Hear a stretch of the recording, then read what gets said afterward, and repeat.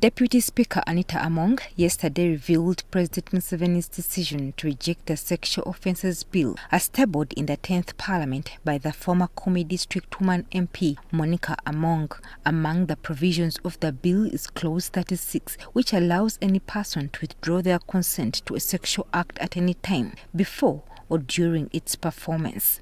The bill also seeks to criminalize the utterance of any words, making any sound or gesture or exhibit to another person that are sexual in nature. In her address to the House, the Deputy Speaker noted that President Museveni had rejected the bill, as some of the offences covered in the bill, like immorality, are already provided for in existing laws, such as the Penal Code Act, the Magistrates Act, as well as the Evidence Act, among others. All the above offences are already provided for in the Penal Code Act, Chapter 8, on offences against morality.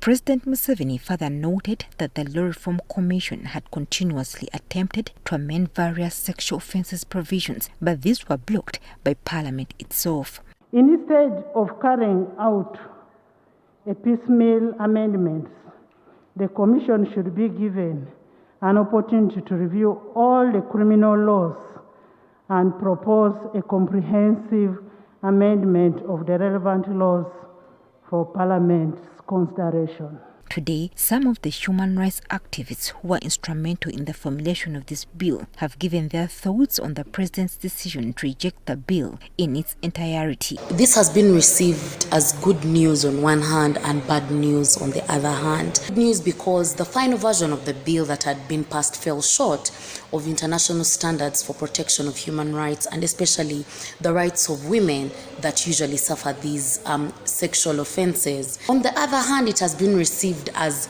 bad news because of the several wins that were included in the bill. Why? There were so many good clauses in there. Clause 4 that speaks about administration of substance with intent to commit a sexual offence, sexual harassment, even in its limited definition. However, activists from SEDOVIP commended the President's decision, saying that some of the provisions in the bill were discriminatory.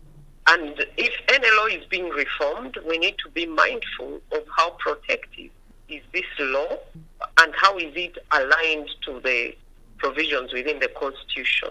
So when the President said this law has to be taken back, I think it's a good thing. The activist goes on to note that this decision will enable Parliament to further scrutinize the bill to ensure that it caters to all communities within the country. To see where were the points of discrimination, for example, within this law? What was missed and how can that be reformed? And if certain existing laws are still applicable, there's no need to reinvent the crimes once again. It now remains to be seen whether Parliament will go ahead with the bill or shelve it entirely. Members, Madam Speaker.